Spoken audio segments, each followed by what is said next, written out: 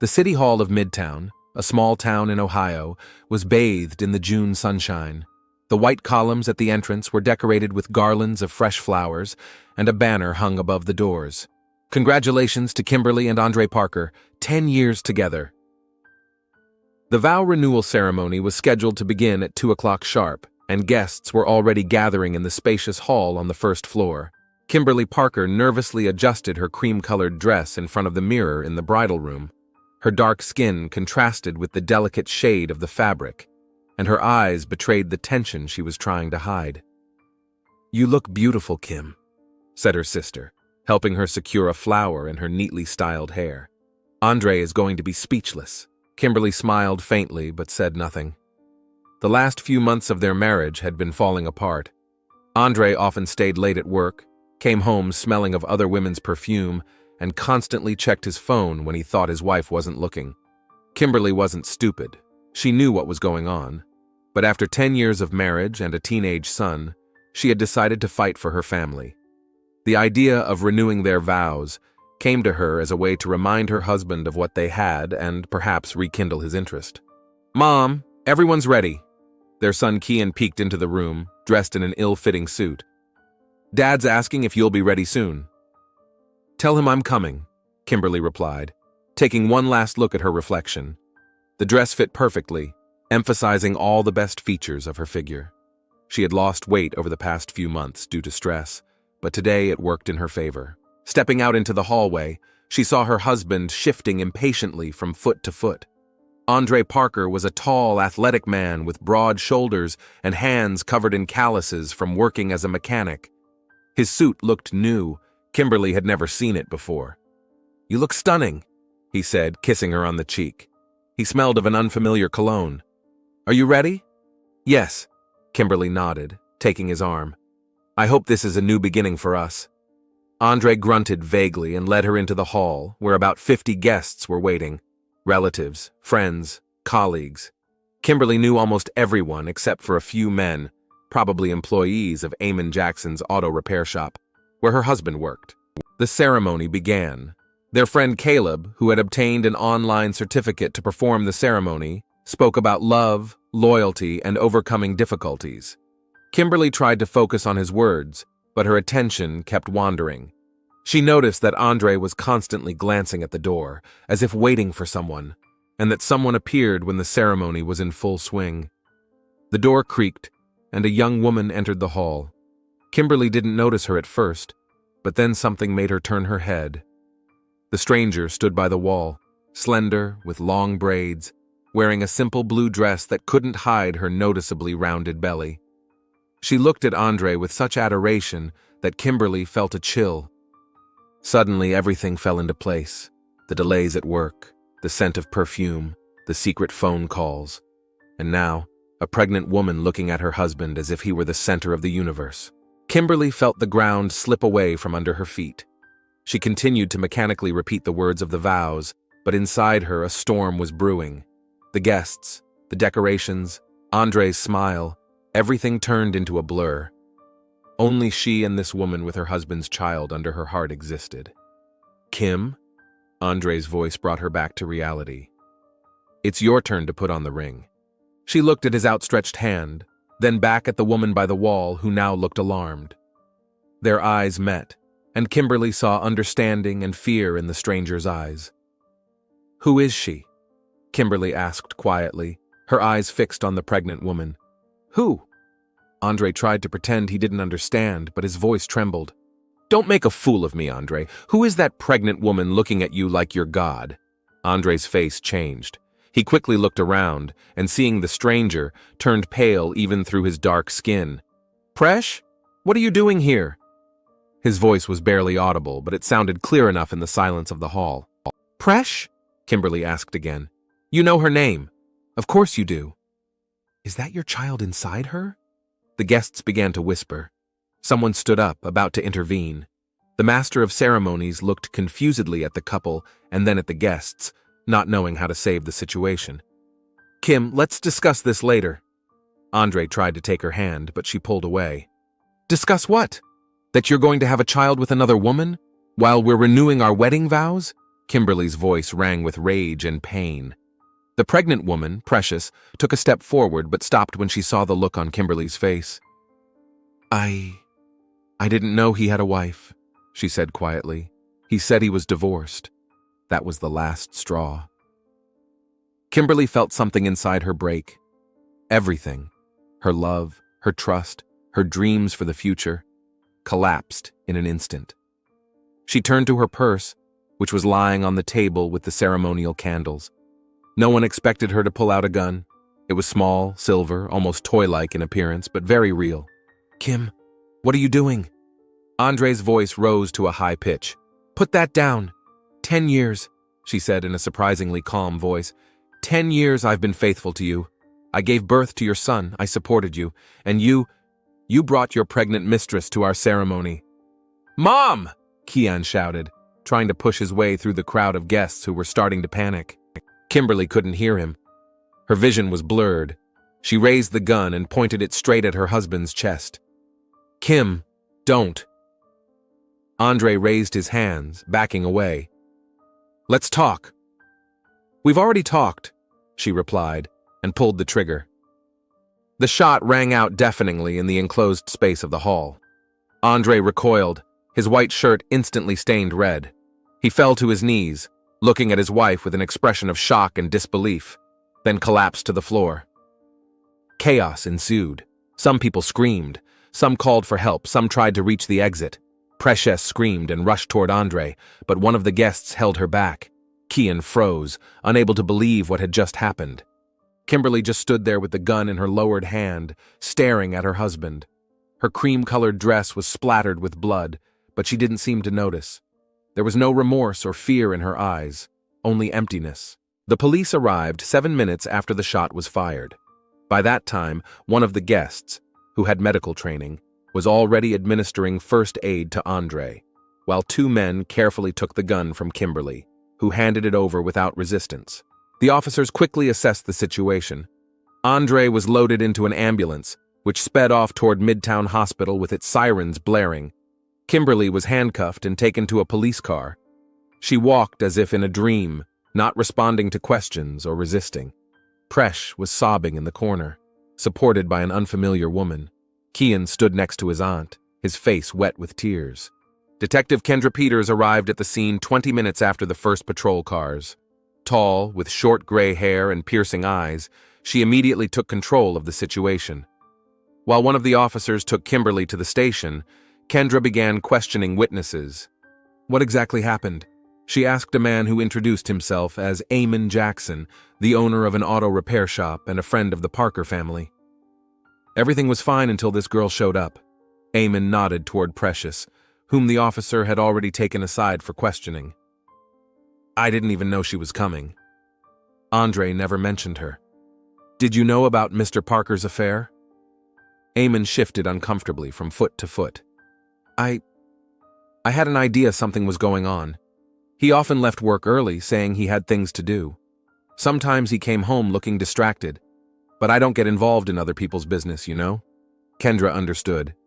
She had seen people like Eamon hundreds of times, people who noticed something was wrong but chose to turn a blind eye.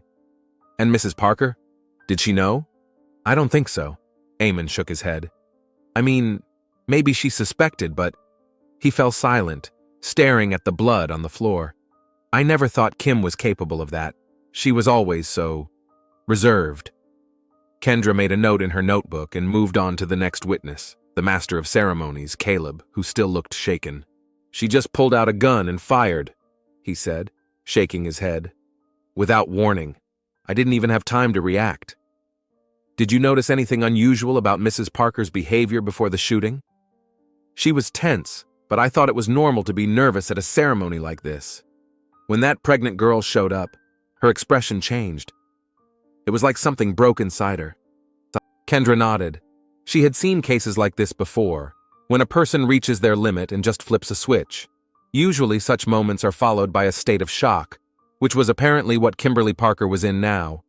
Next was Precious Allison, a 25-year-old cashier at Walmart, as she introduced herself. Her eyes were red from crying and her hands, resting on her noticeably rounded belly, were shaking. Miss Allison, please tell us about your relationship with Mr. Parker, Kendra asked, trying to speak gently. We've been dating for almost a year, Precious replied, looking at the floor. We met at the supermarket where I work. He often came in after work. He started talking to me, then asked me out for coffee. She paused. He said he was divorced, that his ex-wife was difficult and wouldn't let him see his son. I believed him. When did you find out you were pregnant? 3 months ago. Andre was happy. He said that now we would definitely be together, that he wanted his child to have a real family. Another wave of tears prevented her from finishing. How did you end up here today? Precious wiped her eyes with the back of her hand. Andre said he had some kind of event with his colleagues today. A company party, he said. I decided to surprise him. I thought I'd meet his friends, his boss. I didn't know. Her voice broke. I swear, I didn't know he was married. I certainly didn't know about this ceremony. Kendra believed her. The girl looked genuinely shocked and confused, another victim of Andre Parker's lies. After interviewing several more witnesses, Kendra drove to the hospital. On the way, she received a call informing her that Andre had survived but was in critical condition. The bullet had passed within inches of his heart, grazing his lung. He was in surgery, and the doctors couldn't say if he would make it. At the hospital, Kendra met Dr. Evans, the surgeon who operated on Andre. The patient is stable but in critical condition, he said, removing his surgical cap. We removed the bullet and stopped the bleeding, but the next 24 hours will be critical. When can I talk to him? If all goes well, not before tomorrow evening. He's under heavy sedation right now. Kendra nodded and drove to the police station, where Kimberly Parker was waiting in the interrogation room. The woman sat motionless, staring at a single point. Her dress, once cream-colored, was now stained with her husband's blood, and her wrists bore marks from the handcuffs that had been removed before the interrogation. Mrs. Parker, Kendra sat down across from her. I'm Detective Kendra Peters. I'd like to ask you a few questions about what happened at City Hall today. Kimberly slowly raised her eyes. They were dry, but there was so much pain in them that Kendra felt uncomfortable. How is he? Kimberly asked in a quiet voice. He's alive.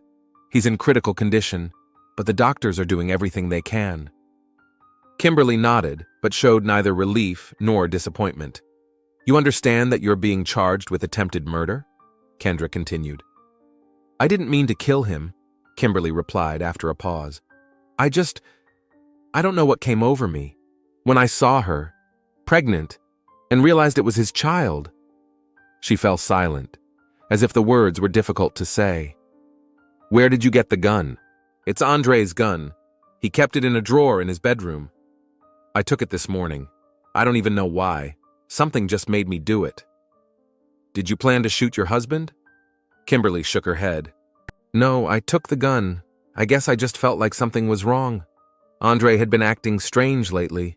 I suspected he was cheating, but I didn't think... She took a deep breath. I didn't know he was going to be a father to another woman while we were renewing our vows. Kendra understood how she felt. Over the years, she had seen many broken hearts and lives destroyed by the betrayal of loved ones, but rarely did it end so dramatically. Tell me about your marriage, she asked. When did you start noticing that something was wrong? Kimberly smiled bitterly. 6 months ago, maybe earlier, he started staying late at work. He was always checking his phone. Sometimes he would go away for the weekend saying he was going fishing with Eamon, but I would call Eamon and he clearly had no idea what I was talking about. She shook her head. I should have known. I should have realized what was going on. Why did you decide to renew your wedding vows? I thought it would help save our marriage. Bring him back. Remind him of what we had. Kimberly covered her face with her hands. I was such a fool. Kendra gave her a minute to collect herself, then continued her questioning. Mrs. Parker, have you ever been aggressive? Have there been instances of domestic violence? Never. Kimberly shook her head. I've never been violent. Andre and I argued sometimes, like all couples, but I never... She fell silent. I don't know what happened. It's like something inside me broke. I saw her stomach and realized it was over, that my whole life had been a lie. Detective Kendra Peters sat at her desk, looking at photos of the Parker family. In one picture, Kimberly and Andre stood embracing each other in front of a lake, young, smiling, happy. In another, the whole family was together. Kimberly, Andre, and their son, Kian, at a Christmas party at school. A normal family. Nothing foreshadowed the tragedy that unfolded at Midtown City Hall. After her initial interrogation, Kimberly spent the night in a holding cell. This morning, she was supposed to be taken to a judge to face formal charges. Andre had survived the night, and doctors said his condition had stabilized, although he was still in intensive care. Kendra decided to start the day with a visit to Kimberly's parents. They lived in a modest one-story house on the outskirts of Midtown. Ezra and Alita Coleman, both in their 60s, looked exhausted and shaken by the news about their daughter. "We can't believe Kim is capable of this," Alita said, offering Kendra some tea. "She was always such a quiet, sensible girl." "Tell me about her relationship with Andre," Kendra asked, accepting the cup. "How long have they been together?" "They met in high school," Ezra replied, sinking heavily into a chair. Andre was 2 years older than Kim. They were a prominent couple. He was the captain of the basketball team, and she was a straight-A student. They started dating when Kim was 16. They got married right after she graduated from college. How was their marriage? Were there any problems? Alita and Ezra exchanged glances. "At first everything was fine," Alita said cautiously. "But in recent years, Kim became tense. She came to visit us with Kian less often, and when she did come, she avoided talking about her husband." "Did she say anything about problems in her marriage?" "Not directly," Ezra shook his head. "But once, about 3 months ago, she asked me if I had been faithful to her mother all these years. I said, of course, and asked why she was interested. She waved it off, said she was just thinking about the nature of marriage." "And when did she tell you about the vow renewal ceremony?" "About a month ago," Alita replied. "She was very excited. She said it was a chance to start over. I thought then that something was wrong with them if they needed to start over." "Did you know Andre was having an affair?" They exchanged glances again. "We suspected," Ezra admitted. "One night Kim came over late, all teary-eyed. She didn't want to say what happened, just asked if she could stay the night with Kian. Andre called a few times, but she didn't answer. The next morning, they made up and left. We never talked about it again." "What about the pregnant woman? Did you know about her?" "No," Alita said firmly. "We only found out yesterday from the news. Poor Kim." Her voice faltered. "I don't condone what she did, but I understand how she felt." Kendra made a few notes in her notebook, thanked the Colemans, and headed to the hospital. Today she hoped to talk to Andre and get his side of the story. The hospital room smelled of antiseptic and medicine. Andre Parker lay on the bed, entangled in tubes and wires. His dark skin looked gray, and his eyes were half closed. But when Kendra entered, he turned his head. "Detective." His voice was weak but clear. "Are you here to finish what my wife started?" "I'm here to hear your side of the story, Mr. Parker," Kendra replied calmly, sitting down on a chair next to the bed. "How are you feeling?"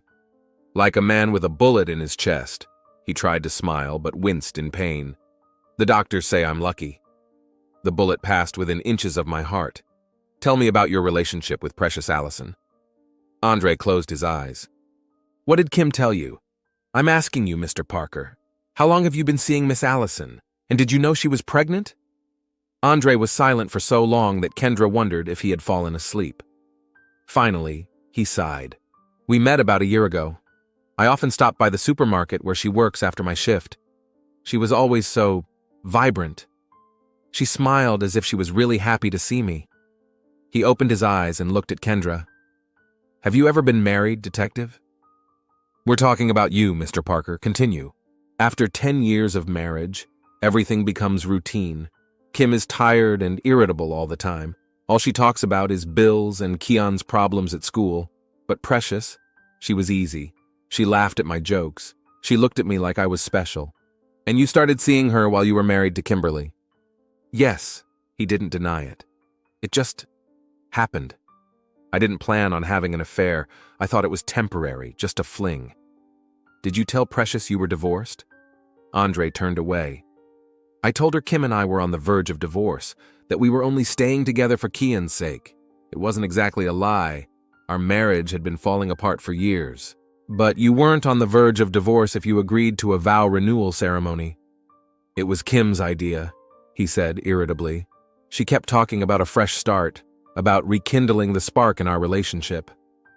I agreed because, I don't know, maybe part of me still loves her. Maybe I felt guilty about Precious. And when did you find out about Miss Allison's pregnancy? Andre covered his eyes with his hand. 3 months ago. She was so happy. She said we were going to be a real family now. He paused. I panicked. I told her I needed time to work things out with Kim, that I would file for divorce, but it would take time. You were going to divorce Kimberly?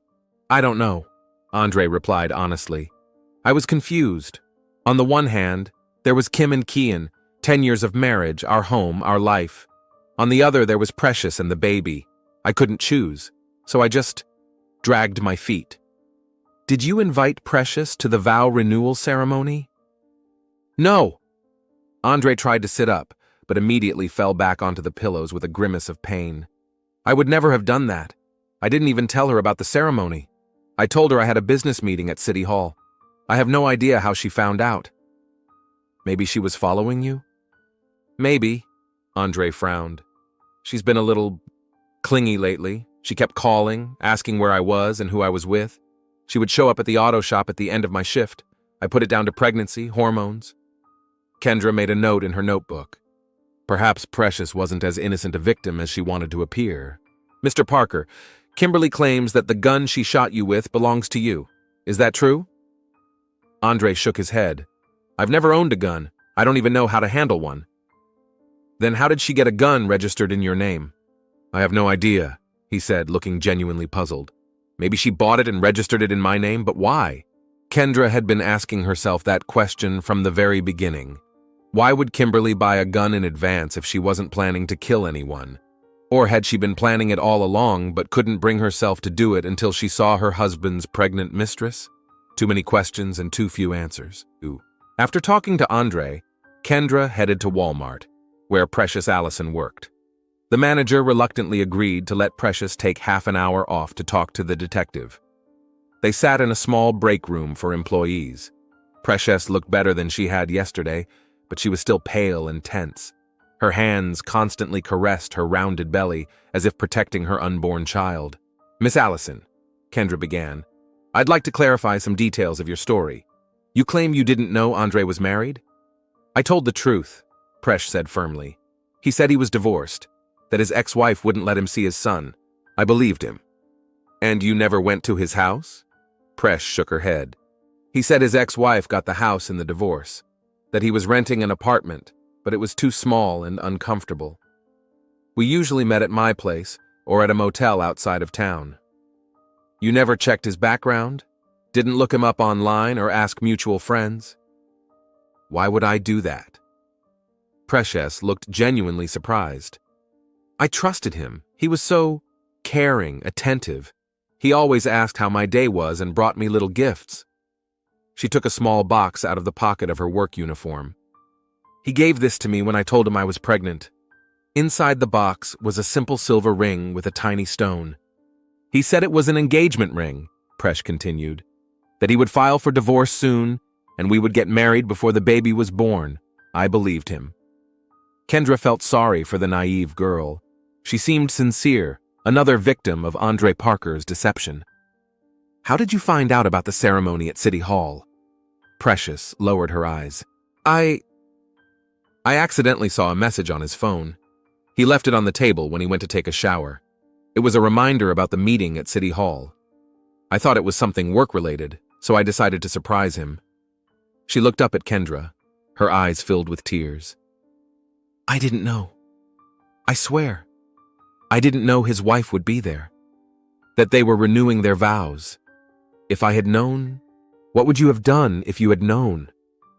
Precious was silent for a long time, then whispered, I don't know. Maybe I would have wanted to kill him too. After talking to Presh, Kendra decided to visit Eamon Jackson's auto repair shop, where Andre worked. The shop was located in an industrial part of Midtown, a small building with 3 garage bays and a small office. Eamon Jackson, a tall man in his 50s with short-cropped hair streaked with gray, was wiping his hands on an oil-stained rag when Kendra entered. Detective, he nodded. I've been expecting you. Have a seat. He pointed to a worn sofa in the corner of the office. Coffee?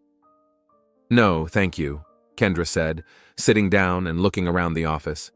Calendars with scantily clad women and car posters hung on the walls, and folders piled high on the desk. Mr. Jackson, you said yesterday that you suspected Andre was having an affair, but you didn't get involved. Is that true? Eamon sighed heavily as he sat down on the edge of the desk. Not exactly. I knew about Precious. Andre didn't hide it from me. He often talked about how beautiful she was, how young, how easy it was with her. I tried to talk some sense into him, told him he was going to destroy his family, but he wouldn't listen. What about the pregnancy? Did you know that Miss Allison was expecting his child? I found out a couple of months ago. Andre was in a panic. He said that Precious was demanding that he divorce Kim and marry her before the baby was born. And what was he going to do? Eamon shook his head. Nothing good. I don't know if I should tell you. Mr. Jackson, this is important for the investigation. If you know anything... Eamon stood up and walked over to the safe in the corner of the office. He dialed the combination and took out a folder with documents. Here, he said, handing the folder to Kendra. Andre asked me to keep this. He said it was insurance in case something went wrong. The folder contained bank statements, rental agreements, and a passport in the name of Alan Preston with Andre's photo. What's this? Kendra leafed through the documents, unable to believe her eyes. Andre was planning to disappear, Eamon said quietly. Leave the country. He opened an offshore account under this fake name. For the last 6 months, he's been transferring money there, his own and his family's savings. You knew about this and didn't tell the police? Eamon raised his hands. I only found out a week ago when he left this folder with me. He said that if anything happened to him, I should get rid of these documents. I didn't know what to do. Andre is my friend, but what he was planning... He was going to leave Kimberly and Precious? It looks like it. There's a plane ticket to Belize in the folder. 1 ticket for Alan Preston, for next week. Kendra studied the documents, and a picture gradually emerged. Andre Parker had been leading a double life, a wife and son on one side, a mistress and unborn child on the other. But he wasn't going to choose between them. Instead, he planned to run away with the family savings and start a new life under a new name. Did Kimberly know about his plans? Eamon shook his head. I don't think so. She wouldn't have organized this vow renewal ceremony if she knew her husband was going to leave her and rob her. What about Precious? Definitely not. She's a naive girl who truly loves him. She thinks he's going to marry her and they'll live happily ever after with their child. Kendra looked through the bank statements. Over the past 6 months, Andre had transferred about $100,000 to an offshore account, a huge amount for a car mechanic with an average salary. Where did he get that kind of money? She asked, looking up at Eamon. Eamon looked uncomfortable. I'm not sure I should...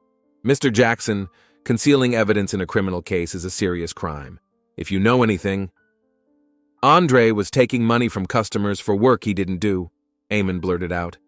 He added details to invoices that he didn't change, services he didn't provide. I only found out recently when customers started complaining. I was going to talk to him after the ceremony. He stole money from your workshop's customers? Yes, and possibly from others as well. Eamon looked dejected. I considered him a friend. I trusted him. And all this time, Kendra put the documents back in the folder. I'll need to take this as evidence, Mr. Jackson, and you may have to give an official statement. Eamon nodded. I understand. It's just, Kim didn't deserve this. She's a good woman, and Precious is a victim too. Andre cheated on both of them. On her way back to the station, Kendra thought about everything she had learned. What had seemed like a simple story at first, a jealous wife shoots her cheating husband, had turned out to be much more complicated. Andre Parker hadn't just cheated on his wife. He had been cheating on both women, stealing money, and planning to run away, leaving them with nothing. At the station, another surprise awaited Kendra. On her desk was a folder with the ballistics report. The gun Kimberly had fired was indeed registered to Andre Parker, but there were no fingerprints on the weapon, only Kimberly's. This contradicted Andre's statement that he had never owned a gun. One of them was lying. and Kendra began to suspect that the truth in this case was much deeper than it initially appeared. Andre Parker's hospital room was flooded with morning sunlight when Detective Kendra Peters entered for another interrogation. A week had passed since the shooting at City Hall. Andre's condition had improved so much that the doctors were planning to transfer him to a regular ward in the next few days. When he saw Kendra, Andre tried to smile, but it came out forced. "You again, Detective. Are there still questions?" "There are always questions, Mr. Parker." Kendra sat down on a chair next to the bed and took out her notebook. "Especially when people don't tell the whole story." Andre tensed but kept a relaxed expression. "I don't know what you're talking about. I told you everything I know." "Really?" Kendra opened a folder containing documents. "Then maybe you can explain to me why your bank statements for the last 6 months show large sums of money that can't be traced? Or why you have a passport in the name of Alan Preston with a ticket to Belize for next week?" Andre's face changed. He tried to sit up higher on the pillows, grimacing from the pain in his chest. "Those are my personal affairs. Nothing illegal." "Really? What about the car repair shop's shenanigans? Charging customers for services and parts that never existed? That's not illegal either." Andre closed his eyes. "Eamon told you," he said, not asking a question but making a statement. "I should have known. I was always too good. He told me enough for me to understand that you weren't just cheating on your wife. You were planning to leave her and your pregnant mistress and run away with your family's savings." Andre remained silent, staring at the ceiling. Finally, he sighed. "You don't understand, Detective. I felt trapped. Kim and our marriage, Precious and her pregnancy. It was too much. I just wanted to start over with a clean slate." "Abandoning your son and your unborn child?" Andre grimaced. "I would have sent money, eventually, once I got settled." "Very noble," Kendra remarked dryly. "And your third family would have received money as well?" Andre turned his head sharply, shock evident on his face. "What? What are you talking about?" Kendra took out another photo, a woman with a little girl in her arms. She had found it in Andre's wallet among the documents Eamon had given her. "Abigail Montgomery and her 3-year-old daughter Adriana. They live in Riverdale, 40 minutes from here. According to Miss Montgomery, you've been together for 5 years. She considers you her husband, even though you're not officially married. And she believes Adriana is your daughter." Andre's face contorted. "Did you go to Abby? Did you talk to her?" "Yes, Mr. Parker. She was very surprised to learn that you were married and that your wife had shot you. By the way, she thought you were a manager at a car dealership, not a mechanic." Andre covered his face with his hands. "You ruined everything," he whispered. "Everything I've built over the years. You built a lie, Mr. Parker. 3 different lives with 3 different women, and you planned to leave them all." Andre lowered his hands, a strange gleam appearing in his eyes. "You don't understand what it's like to be trapped in one life. Waking up every day next to the same person, going to the same job.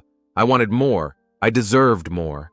3 women and 2 children with a third on the way is more enough, don't you think?" Andre didn't answer.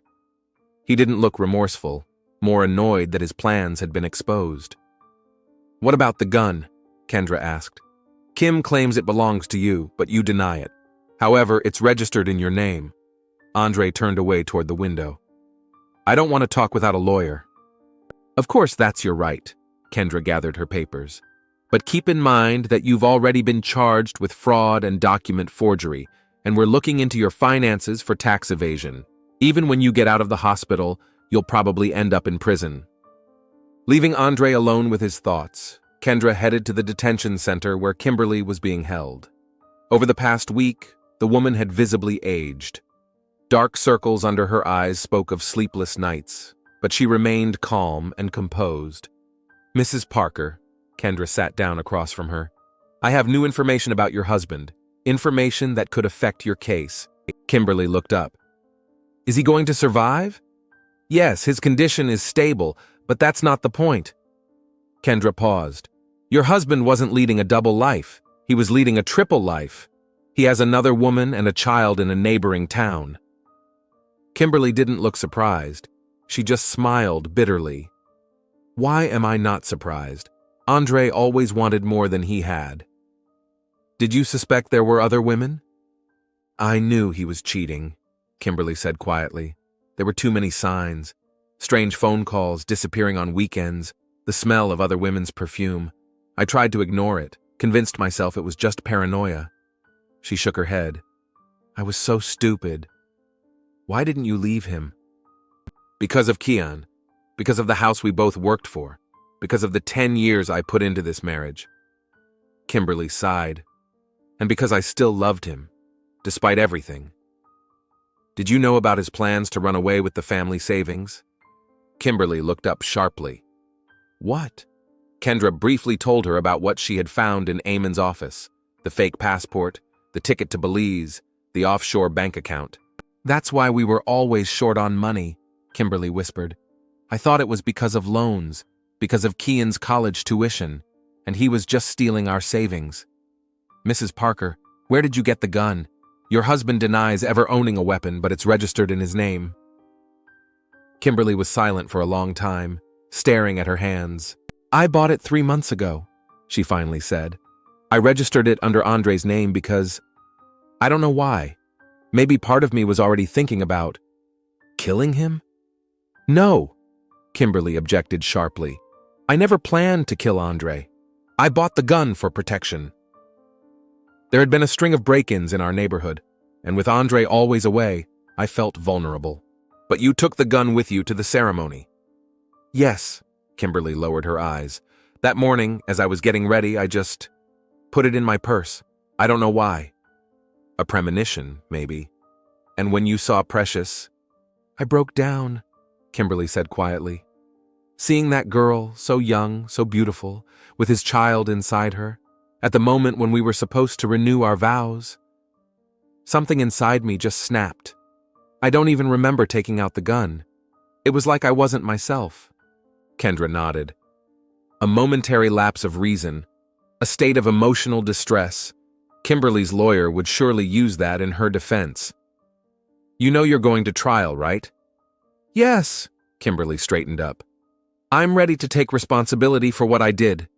I'm not going to deny that I shot Andre, but I want everyone to know why it happened, the kind of life he lived, how he lied to me and other women. Before leaving, Kendra asked, Would you like to meet with Precious Allison? She asked to speak with you. Kimberly looked surprised. Why would she want that? I think she needs to understand what you've been through, and maybe it would be helpful for the two of you to talk to each other. After some thought, Kimberly agreed. The meeting was arranged in the visiting room of the detention center under Kendra's supervision. Precious looked nervous when she entered the room. Her belly seemed to have grown even bigger over the past week. She sat down uncertainly across from Kimberly, avoiding her gaze. I didn't know he was married, Precious said immediately. I swear, if I had known… I believe you, Kimberly replied quietly. Andre was always a convincing liar.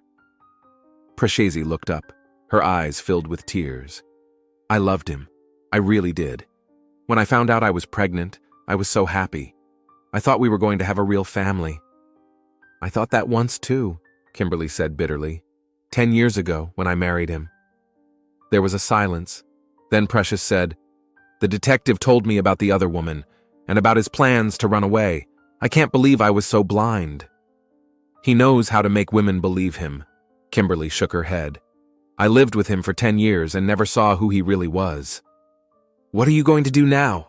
Presh asked, rubbing her stomach absent-mindedly. I'm facing jail time, Kimberly replied calmly. I shot a man in front of 50 witnesses, but my lawyer says that considering all the circumstances, the sentence may not be so harsh. I'm sorry, Presh said sincerely. If I hadn't come that day, sooner or later it would have happened. Kimberly looked her straight in the eye. Maybe not the shooting, but our marriage would have ended anyway. Andre was already planning to run away. We were both doomed to end up with nothing. Precious nodded, wiping away her tears. I don't know what to do with the baby. My mom says she'll help, but it's going to be hard. Do you have any support? Not really. My mom works 2 jobs and my sister is in college out of state. I can barely make ends meet on my cashier's salary.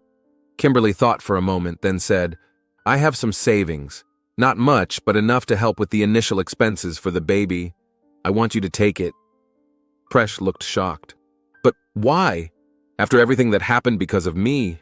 "It's not because of you," Kimberly said firmly. "It's because of Andre.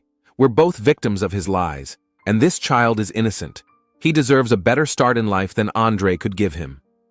Presh's eyes filled with tears of gratitude.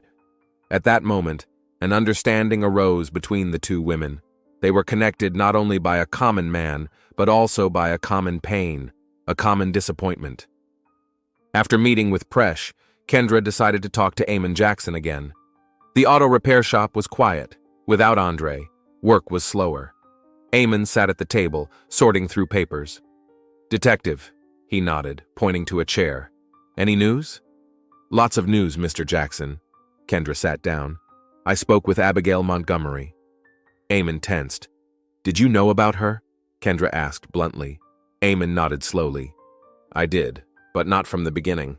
I found out about 2 years ago when Andre asked for the day off for his niece's birthday. I accidentally saw a photo on his phone of him with a little girl and a woman. I asked him about it, and he admitted it. He said he loved them both, Kim and Abby, that he couldn't choose." "And you didn't tell Kimberly?" Eamon sighed. "I tried to convince Andre to stop lying. I told him it would end badly, but he wouldn't listen. And I didn't want to destroy Kim and Kiana's family. I thought maybe Andre would come to his senses on his own." "And when did Precious show up?" "That was the last straw." Eamon shook his head. 3 women, 2 children, a third on the way. I had a serious talk with him, told him he was heading for disaster. He promised he'd sort everything out after the ceremony. Eamon smiled bitterly. "Now I understand what he meant. He was just going to disappear. Did you warn him about the possible consequences?" "Constantly. I told him that one day the truth would come out and everyone would suffer. But Andre always thought he was smarter than everyone else. He thought he could juggle 3 lives forever." Eamon shook his head. "I never thought it would end in gunfire. But to be honest, I'm not surprised that his life of lies led to tragedy." Kimberly Parker's trial began 2 months after the shooting. The courtroom was packed. The case had attracted not only local residents, but also journalists from neighboring cities. The story of a woman who shot her husband during their vow renewal ceremony when she saw his pregnant mistress seemed like something out of a soap opera. But the reality turned out to be even more dramatic when all the details of Andre Parker's life came to light during the hearings. His 3 parallel families, financial machinations, plans to flee with the family savings. All this turned a simple case of shooting out of jealousy into a complex story of betrayal, manipulation, and despair. Andre, who had fully recovered from his injuries by that time, also stood trial on charges of fraud and document forgery. At the hearings, he looked dejected and avoided looking at Kimberly, Precious, and Abigail, who were sitting in the courtroom. The prosecutor demanded that Kimberly be punished for attempted murder, but her lawyer insisted on mitigating circumstances, temporary insanity caused by the shock of her husband's betrayal. The key witness for the defense was Precious, who, despite being in the late stages of pregnancy, came to court to testify on Kimberly's behalf. "She's not a criminal," Precious said, looking at the jury. "She's a woman who was driven to despair. I'm not excusing what she did, but I understand why it happened. If I were in her shoes, seeing my husband swear his undying love while knowing he had a pregnant mistress, I don't know what I would have done." Eamon Jackson also spoke in Kimberly's defense, recounting the numerous warnings he had given Andre. "I told him that his lies would one day explode like a bomb and hurt everyone. He didn't listen. He thought he was smarter than everyone else." Eamon shook his head. "Kimberly is a good woman. She didn't deserve to be betrayed like that." Kimberly herself remained calm and composed throughout the proceedings. When it came time to testify, she did not try to justify or downplay her guilt. "I shot my husband," she said firmly. "That is a fact, and I do not deny it. I did not plan it in advance. When I saw Precious, pregnant with his child, at the moment when we were supposed to renew our vows, something inside me broke. I didn't act like myself, but like someone who had nothing to lose." She paused. "I regret what I did. Not because it ruined my life, but because it hurt my son, Presh, and her child, and other people who didn't deserve to suffer because of Andre's lies. After a week of hearings, the jury retired to deliberate. They deliberated for less than 3 hours, an unusually short time for such a complex case. When they returned, a tense silence hung in the courtroom. Kimberly was found guilty of aggravated assault, a lesser charge than the attempted murder sought by the prosecutor. Taking into account all the circumstances of the case and Kimberly's lack of a criminal record, the judge sentenced her to 3 years probation and 1,000 hours of community service. The court recognizes that your actions were caused by exceptional circumstances, the judge said, addressing Kimberly. However, violence can never be justified, regardless of provocation. I hope you will use this time of probation to rebuild your life and your relationship with your son. When the judge banged his gavel to end the hearing, a sigh of relief swept through the courtroom. Kimberly hugged her lawyer, then turned to her parents and Keanu, who were sitting in the front row. Her son, who had looked lost and frightened throughout the trial, finally smiled through his tears. After the hearing, as she left the courtroom, Kimberly bumped into Precious, who was waiting for her in the hallway. "Thank you," Kimberly said quietly, "for your testimony. You didn't have to do that." "I had to," Precious smiled weakly, stroking her huge belly. "We're both victims of the same man. And now we're both free of him." Andre Parker was less fortunate. He was sentenced to 5 years in prison for fraud, forgery, and financial fraud. Abigail sued him for child support, and Precious was waiting for her baby to be born so she could do the same. Detective Kendra Peters watched Kimberly and Precious standing together outside the courthouse and thought about the strange twists and turns life sometimes takes. Two women who should have hated each other found understanding and support in their shared pain. The man who had manipulated them both was now in prison, having lost everything he had. Perhaps there were no real winners in this story, too much pain and broken dreams, but there was some semblance of justice, and hope that from the fragments of shattered lives, something new and perhaps better could be built.